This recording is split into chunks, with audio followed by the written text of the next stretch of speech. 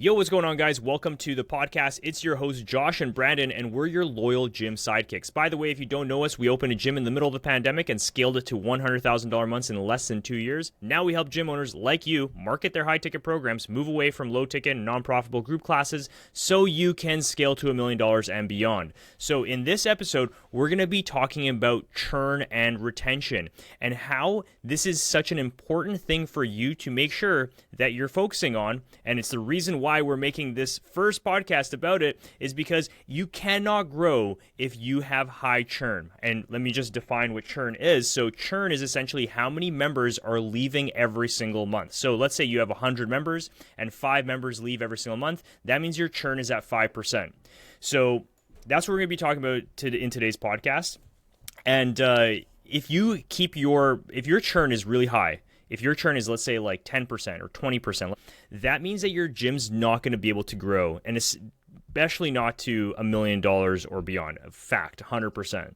So, and I'm sure if you're a gym owner out there, you're exhausted at always having to chase after new clients, gain new ones, and just having a leaky bucket where you're just losing those clients out the back end. So not only do you want to go and acquire new clients, but you want to focus on the retention that's going to allow them to stay within your business so you can have a compounding effect to build your gym and scale it. That way you're not, again, being very inefficient in your efforts to go and get more and more clients. So, and, the unfortunate thing is that most other agencies and consultants are going to just tell you, oh, just get more leads. And then it creates this leaky bucket system where all of your new clients are leaving. And then now you're just trying to keep filling this bucket, but everybody's just leaving. And you're constantly having to do more and more sales and meet with more and more people and constantly having to like redo your Facebook ads and just keep trying to get more people in. And then if your churn is really high, it means that not only are the bad people leaving, but also the good people are leaving too. And it will shock you when like your client who's paying you, let's say, for example, I don't know, like $1,000 a month in your personal training program, 1 month later they leave, and you're left wondering, scratching your head, like why did they leave? And so you have to fix this because you're not only losing the good people, you're not only losing the bad people, you're also losing the good people. So what would you say is like a good churn rate, or like, let's walk through some ranges in which people can actually kind of aim for. Let's give them some metrics. What would you define as a good churn rate? Yeah, for sure. So I think that a good churn rate, or let's actually start with a bad churn rate. A bad churn rate is anywhere over 50%. And most gyms on average are somewhere between like 15 to 20%. 15 to 20%. So that means like if you have 100 clients, 15 or 20 of them are leaving every single day. And this probably feels really familiar for a lot of you listening. And so that means even if you're signing 15, 20, or even 30 people every single month, you still lose a ton after that. So you're not going to be able to grow. And so a gym that's only signing 5 people per month, but then their churn is like 2.5%, they're going to be able to grow further than you. It's going to take them longer, but yeah, they're going to be able to grow further than you. So that's the sad reality of it. And so a good churn, we would say, is anything less than 10%. And this is just like good enough. For most people, you can get even lower than that if you work on the things that we're going to be telling you to work on later in this video or in this podcast. But less than 10% is like, okay, now you kind of can breathe a little bit. But the only thing is with 10% is if you have 100 clients and you're bringing in 10 people every single month and you lose 10 people every single month, that means that you're going to stay at 100 clients. You're not going to be able to grow past 100. So that's the only sad part about that. And so an excellent churn rate is less than 5%. So right now at our gym, we actually have a 4.2% churn, which is incredible. Like that's really good, especially for high ticket programs where we're offering personal training only. And so you can imagine that for us to grow, right? All we have to do is bring in more than 4 people per month if we had 100 clients, right? It doesn't take much. So, and then like you can imagine, so let's say if you're losing 5% of your clients every single month, if you have 200 clients, that means you're going to be losing only 10 people per month. Is my math correct? I think so. Yeah. It is correct. So yeah, you're only going to be losing 10 people per month. So you can easily find 10 people to replace those people. So that's why it's so important to have less than 5. Like you just don't have to find that many new people. Totally. And then as you grow your basis of your clients, like it's easier to keep that kind of churn rate down lower. But if you are starting off, especially as a kind of smaller gym, and like say you only have like 50 clients, right? It only takes a few clients to leave to jack that churn rate up really high, right? Yeah, exactly. Yeah. And then like you were kind of saying before is like a lot of these agencies will just kind of like pump you full of leads because, you know, as an entrepreneur, right, your main goal is to, again, bring people into your business. And that's like the forefront. That's like almost like step one, right? And so everyone gets so focused on that. But what's often neglected are the things on the backside that are really going to keep those clients around. So what are things that we can do to reduce churn? Well, actually, let's just talk first about the 4 things that we believe are the reasons why people have high churn in the first place. So if you're somebody that has more than 10% churn, like really listen to this part and really take an objective look at your gym and see like what exactly you need to work on. So the number one of the reasons out of the 4, I would say they're all equally as important. And a lot of gyms, like maybe you're struggling with one thing, but maybe there's other gyms that are struggling with all 4 of these things, right? So the first one is a lack of results. So you're just not providing results with your clients. It doesn't matter if you're a powerlifting gym, if you're a CrossFit gym, or anything like that. If your clients are not seeing strength gains in your powerlifting gym, then of course they're going to leave. They're going to go somewhere else where they can get that result. If you're a transformation gym, same thing. Like if your clients aren't losing weight and getting ripped, then they're going to just go somewhere else. It's as simple as that. And they're just going to be disappointed in you, right? So that's number 1. Number 2 is there's no connection. And this is the thing that a lot of group classes struggle with. So a lot of group classes, because the classes are so big, you can never build a connection with them. It's like walking into Orange Theory or F45. It's just not the vibe because you always have like new people coming in, you don't know them.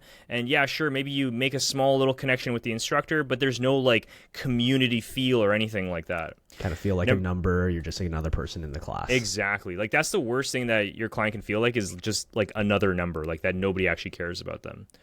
And then number 3 is poor environment. And so this is, you know, these are things like that is just dirty, or like a lot of the time it's the owner, like the owner themselves, or like, you know, a person who wants to go on vacation, you say like, oh, we can't pause your payments, or somebody wants a refund for whatever reason, you say, no refunds, we don't give any refunds. And among other things as well, like being rude to people and stuff like that. So that's a huge one, poor environment. And it's something that it can be a little bit harder to fix, but it's definitely worth fixing it if you want to bring your churn down. And then finally, it's bad marketing, where you're attracting the wrong clientele in the first place. Like, let's go back to the example with the powerlifting gym. If you're a powerlifting gym and you're trying to attract powerlifters, but everything about your marketing is about weight loss, and then the person comes in and you treat them like they're about to compete in a powerlifting competition, they're not going to stay. It's as simple as that. Like, it just wasn't as expected. So that's why it's really important to have consistent marketing all throughout every single point of connection with your potential clients. But yeah, so those are the 4 reasons. Right. So I guess like now would be a good time for us to kind of like dive in and see like, okay, like out of these categories, like what are the simple things or like the low hanging fruits that a lot of, you know, gym owners can do right now? Like what can they change? And then I think that the list that I'm looking at here, there's like obviously some very good kind of like tips and things you can change, but a lot of them actually don't even cost that much money. Like people think that if they're going to do a complete rehaul of their program, it's going to cost them like thousands and thousands of dollars. But some of these things are like super simple. So I guess we can start off with like, how can we change like the no connection? Like what are the things that we can do here? Yeah, so let's say if you are struggling with creating the community feel and connection, it's really simple. All you have to do is just train your staff to say hi. It's funny enough. Like, it's free. Yeah. It's absolutely free. And if you say hi, and especially if you follow that hi up with their first name, then it's even better. And that's all you have to do for connection, like to significantly improve your connection. And then people feel like, you know, the atmosphere is friendlier and stuff, and then so they're less likely to leave. And then there's other free things that you could do, like some of these things are not that free, but I guess those are, like, you being friendly is free. That's the key, right? So it's not like you have to change anything major. All you have to do is just be nice and say hi to people, wave to people, say goodbye, have a good workout, all of that stuff. Just talk to people, ask them about their day, ask them about their family, make connections with people. Because with us in our gym, I'm constantly walking around and asking people about like their personal lives, like, and I want to learn about them, so I can have those conversations with them, and I can ask them about their kid going to school, or the kid learning how to ride a bike and things like that. Like, how's that going? How's swimming classes with Tommy going, right? And that's what's going to build that connection and for them not to want to leave. But there's some other things as well when it comes to connection. Like, for example, if you're running group classes, it's reducing the class sizes. So that way people can interact a little bit more with each other and also with the instructor at the same time. If your class has 20 people inside, it's going to be really hard to maintain a low churn because of that connection. Like you can get a lot of people who are just bouncing around from one group class to the next. Like the first at Orange Theory, then you're your class, and they're moving down the street somewhere else, and they're always just people. Yeah, the class pass people. Yeah, and that's another thing too. Like if you want to reduce your churn, don't allow any class pass people inside your gym. And I'm sure a lot of people have experienced what it feels like. It's like this brand new person in your class who didn't even go through any kind of like training with you or anything like that. They just come in for one class and then they're gone. Yeah, which actually kind of like dampers the experience for all of your high-paying clients already, right? Yeah, and then exactly. Everyone's been to those kind of like fitness classes where it's like you're trying it out for the first time, and you just kind of like filter in the back, and then you just like, okay, I'm out of here, and then there's no connection, there's no conversations with the coach or the trainer at like after class, and then unless you make a real effort. And that's not a point on the trainer. It's like that's the environment that they're set up with, right? That's the structure that's set up by that gym. Yeah, exactly. So just do not do class pass. But so reducing class size, okay, that's one of them. And then another couple things that we do to build connection is we send cards, handwritten cards. And there's other like agencies that like say like, oh, there's only 4 things that you need to do with retention. And usually this is one of the things that they say is like sending cards. But it's not just the cards. Like the cards don't make sense if you're not saying hi to all of your clients. They just don't make sense. Because so we send cards for Christmas, birthdays, when a new member joins, but also when somebody has a wedding. When somebody has a wedding, or let's say somebody has a new kid born, let's say somebody graduates, buys a home, anything like that, we send them a card for that. And the way that we do that is because we say hi to them, we know what's going on in their lives, our trainers are constantly communicating with them, and then so we have like a group chat where somebody will just say, hey, so-and-so is having a baby next week. And we go, perfect, boom, send them a card, right?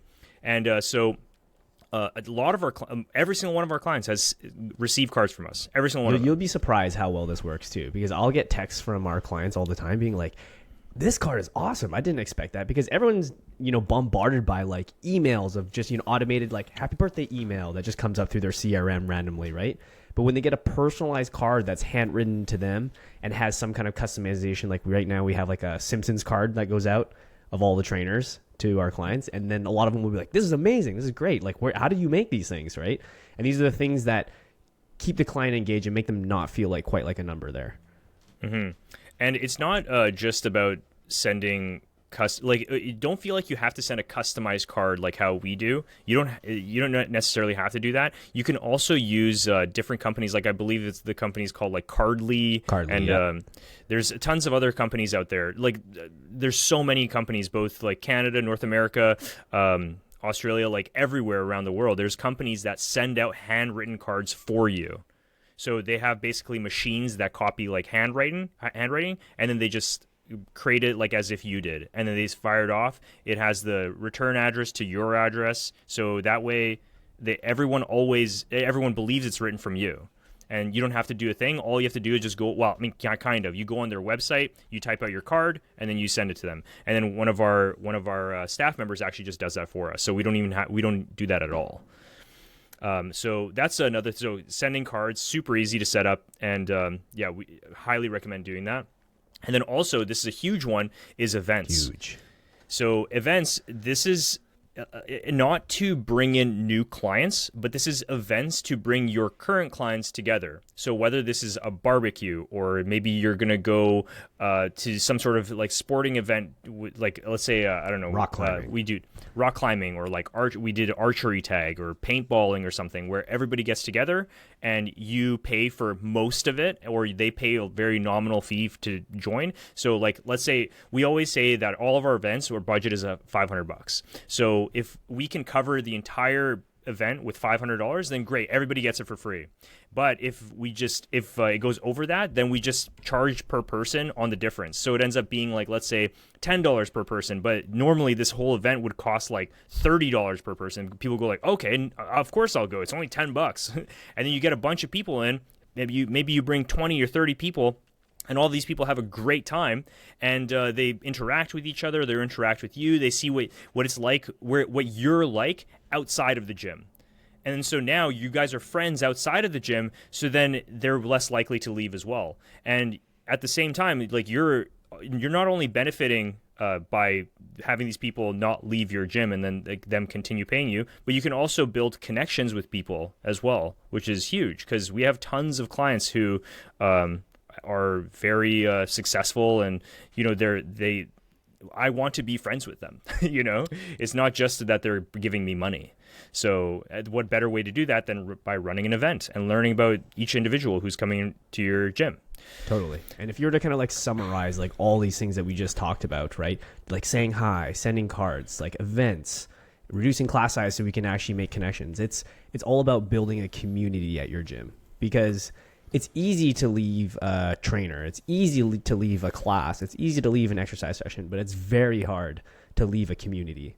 Like we have lots of clients who come in and maybe they just moved here out of the country and they have no other kind of connections other than the people that they go to work with, or maybe the people who are in their class.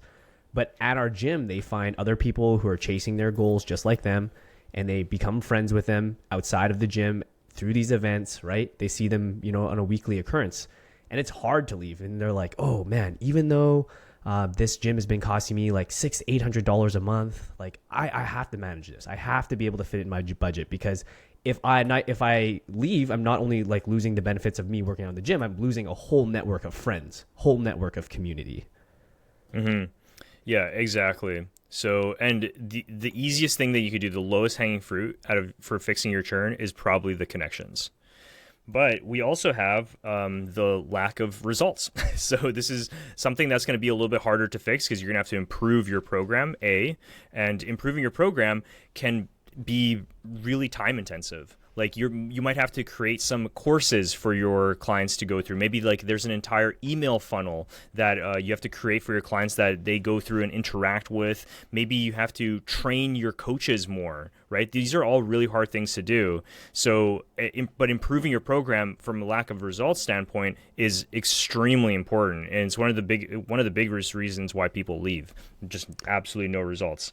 Totally. And yeah, staff training is huge, and I guess we'll dive a little bit about how we train our staff. So the way that we do it is we created an entire course and onboarding process for all of our staff. So the course has like hundreds of videos that they have to go through, and each day that when they start with us on their onboarding week, they have to like complete a certain amount of videos, which might take them like 2 to 3 hours. And then they go on the floor and they do shadowing, and then they talk to the ops manager. Maybe they talk to one of us, and then the next day is like the exact same thing, but on day 2. So then that way it's all laid out for them, and then they get specific training on specific days for specific things. And then now by the end of that week, they're like 80% of the way there. And then it's for the rest of the 20% is just going to be a little bit of continuous training. So that's why our clients actually see really good results, and our trainers are really good, and they're trained in our systems as well, versus a lot of other gyms. You bring on a new employee and you're like, okay, yeah, start training. Figure it out. And especially if you're hiring newer people, right, who are a little bit cheaper, of course, which is not a bad idea.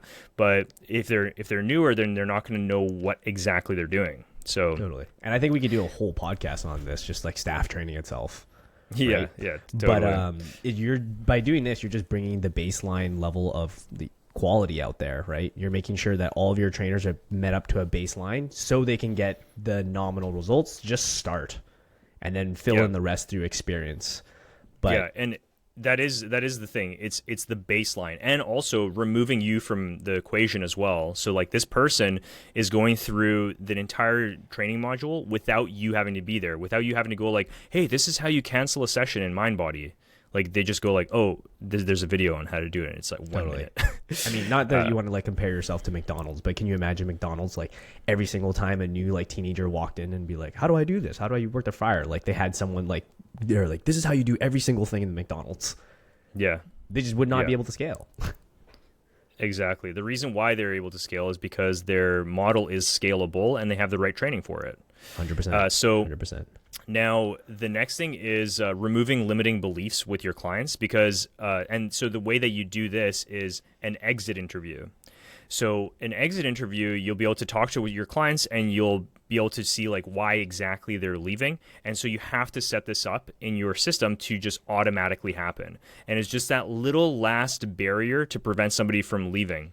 And a lot of times when people leave, it is a limiting belief, right? It's like, I feel like I can't do this. Like I've tried, it's been 3 months and I feel like I can't do it. You guys are great. You guys have so much, you support me so much, but I'm just worn out. I can't do it anymore. And then this is your opportunity to shine and just be that motivational person and just say like, hey, you can do this. Let me help you. Like, where are you struggling with? Like, we can go back in and fix these things, right?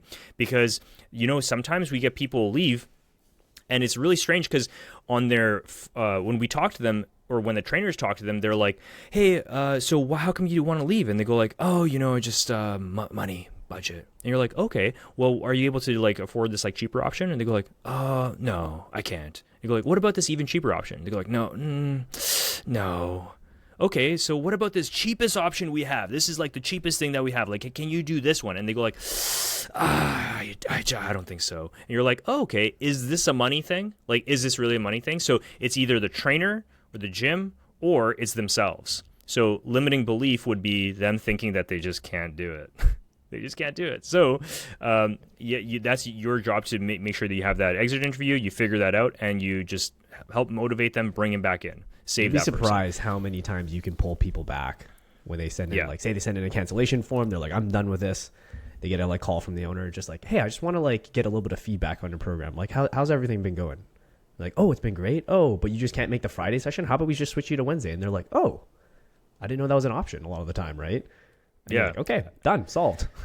But the thing is, an exit interview only works if you're not doing it because you're trying to like scrap like the last little pieces of your broken company at the end, because like if you're doing an exit interview and you're going like, why are you leaving? Don't leave. Come on. No, please don't. What are you doing? But if you're running an exit interview because it's like, hey, everything is perfect here. Like, why are you actually leaving?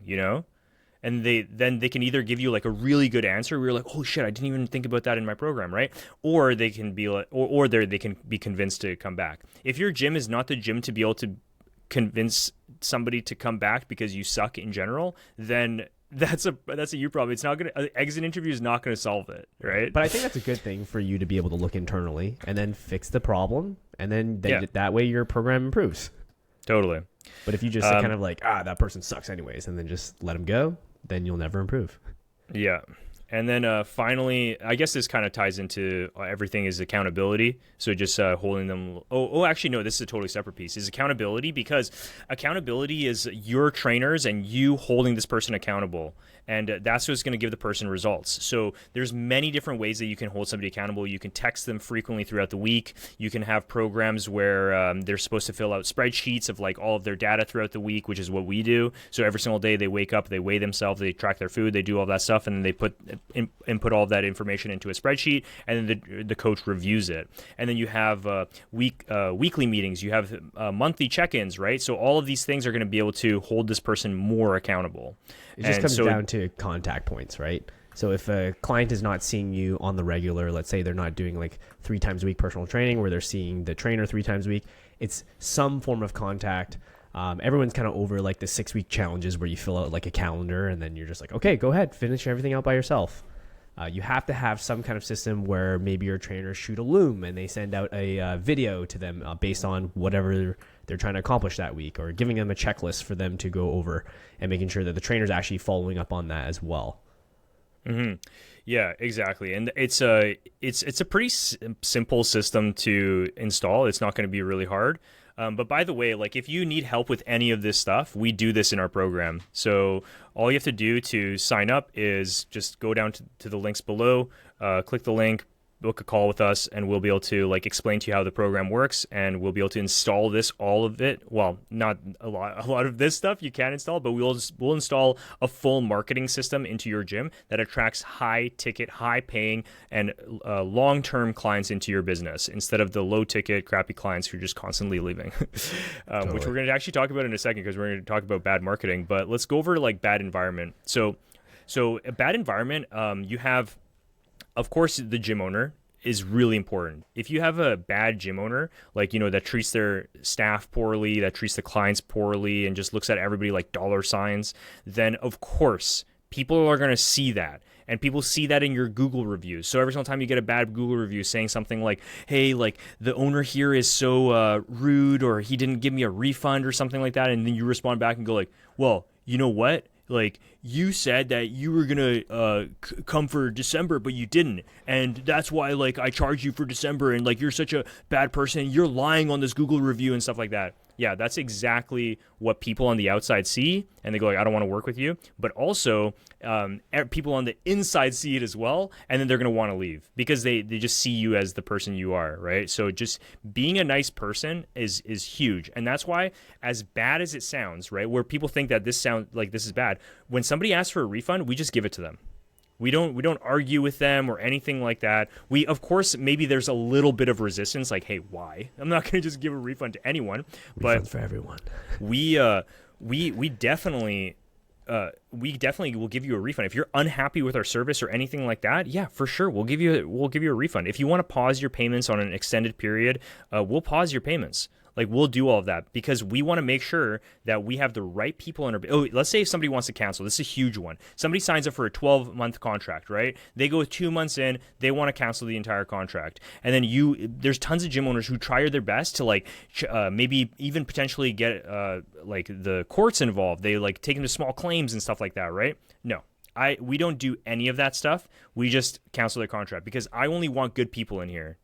And so, like, that spot that where you just left... I can fill somebody better with that, and my trainer can be happy, the company can be happy, and that's why we have so many people that are so good in our business is because we're constantly shedding the dead leaves. Like if you're not happy with us, see you later. We'll just fill with somebody who is happy, right? And then to the point of when you actually do find those good clients, like you go above and beyond. So, for instance, if there's some kind of billing error, right, where they feel like they have been slighted, it's not only we're just giving them a refund and being apologetic. We're like giving them free sessions a lot of the time to make up for that, and to making sure that we are holding on to those good clients. Or maybe one of those clients that have been with us for years, like maybe they lose their job, so we float them a few sessions just until they find another job, and that goes miles and miles and miles away, right? Because not every business is going to do that, especially as like a small gym. If you're able to kind of float them for a little bit, not forever, put a plan in place, right? But let them know that you're there for them because no one else is there for them. And that person comes from like a short-term client to one that will like scream from their rooftop about you, about anything in regards to a gym. Yeah, exactly. One of our core values is going above and beyond, and we'll do anything to go above and beyond for somebody. So yeah, if they can't pay us for a month, no problem. Just continue training and we'll cover that for the month, and you're going to find a new job, and then you can come back, whatever it is, right? Okay, so the next couple things with a poor environment are obviously the environment itself. So like the actual physical gym, yeah. So on top of rude trainers, rude owners, and all this stuff is the actual location itself, right? Now, if you look into the big box kind of gyms, like let's say ones. Yeah, like still the micro gyms, but let's say those franchises, like for example F45 or Orange Theory or something like that. When you go inside, it is very clean. The colors are clean, it looks modern, the equipment is modern, everything's modern, and that's why it attracts high-paying clients. Well, maybe not high-paying clients in their case, but like it attracts people to it. It attracts people in general to that. And so you have to look at your gym the exact same way. Like we paint our gym every couple of years because we want fresh coats of paint on the wall, because it does, like, something like a barbell hits the wall or something, like fill it. Like don't just leave it like that. When something's getting dirty, clean it, replace things, right? And so this might seem like it costs a lot, but it really doesn't. Like painting your facility every couple of years, or even for a lot of you guys, like actually painting your facility in the first place, right? Not just leaving it the same color paint that it was since the time that you opened, right? Like one time I walked into a gym and the walls were literally pink and blue. It's like, dude, like when you walk in here, it's like jarring. Like, why would I want to spend a minute in here, right? So you have to make sure that you can use pink and blue. Make the walls all white and then use pink and blue accents if that's like your logo color. Don't make the whole freaking thing pink and blue. Like that's insane. And if you look at all of these other gyms, that's what they do. It's like one color, and it's like, let's say it's all black, right? And there's white stripe in the middle, and then maybe your other color's orange, and there's another orange stripe. Like something like that would be a lot cleaner than having the whole thing be black and orange, right? So the next thing that is kind of in line with this is like proper signage as well. But not just outside of your gym, but inside of your gym as well. So like a lot of the times, like people would just say like put up a paper on the mirror, and it says like don't drop your weights. It's like, okay, let's make it a little bit nicer, right? Let's put it on Canva, put your logo on it, put nice writing, and then like put it inside, maybe even like like you order something from Vistaprint so you can put it up nicely on the wall. Like do that kind of stuff. Yeah, screen print it. Like make it look nice. Like make your gym look branded. Like on our doors in our gym, we actually like put up this 3D sign on every single one of the doors to say what it is. And those are just the small little pieces of detail that make your gym look so much better, right? And for another example is when you walk into our washroom, there's a little like, it looks like kind of like a washroom that you'd see at home, like in somebody's home, because it looks friendly. There's a little plant there. There's also a picture of an octopus on the wall. Like it's like an octopus coming out of the toilet. Like it's creative, funny, and it's kind of like in line with your branding. And also people see that. They see that. So they see that like your attention to detail is like, people see that you care. And then of course there's your entire brand as well. And keep in mind that we're still talking about churn and retention. This stuff does matter. It does matter. Like if you're constantly walking into a dirty gym, or the equipment is failing, and it's jarring because the colors are all off, like it and like the signage is rude. Like when you say don't drop your weights or put your weights away or something, and it's just like a rude sign, like people don't feel good about that. Right. But on the flip side too, I've also had clients like mention to you that like, hey, this doorknob is broken or something, or maybe this one piece of equipment's like fallen off, and I usually like to use it. And like the faster you get back to them, it shows that not only do you care about your space, but you also care about that client, that customer, and their inputs, because this is going to happen tons and time again, which basically revolve back to that environment and culture that you're trying to build into your gym. Mm-hmm. Yeah, exactly. When somebody complains about something, just fix it. Yeah. And you know what's so funny is like a lot of these fixes, like your door handle isn't working, it's like $25. Like just go get a new freaking door handle. Like what's so hard about that? And then people don't do it. Yeah, because I remember one time we had a client, and she went into her washroom and she's like, I have nowhere to like hang up our stuff. And so Amazon next day put one of those door hooks on the back of the door, and I didn't even tell her. And then she came back and she's like, oh my God, this is amazing. I have a space. You guys listen. And we're like, well yeah. Costed $25 on Amazon. Yeah, exactly. Like I finished what I had to do, and I literally just bought it. It took me 2 seconds, and it Prime. came. Yeah. Next day. And then, okay, so finally, bad marketing. So this is huge. And just remember that if you need any help with marketing, so what we do is we market high-ticket programs to gyms. So small group, personal training, those kind of programs. We bring in those kind of clients into your gym, so that way you don't have to sell your like $150 group class anymore. You can sell to high quality and high paying clients who are going to stay for a long time. And best of all, we do this done for you. We install the system into your gym, so you don't have to do anything. Other agencies and everything like that, like what they do is they make you watch a ton of videos and then you do it yourself. No, we will install the marketing system into your gym, and then we'll start bringing in high quality leads and high quality appointments immediately.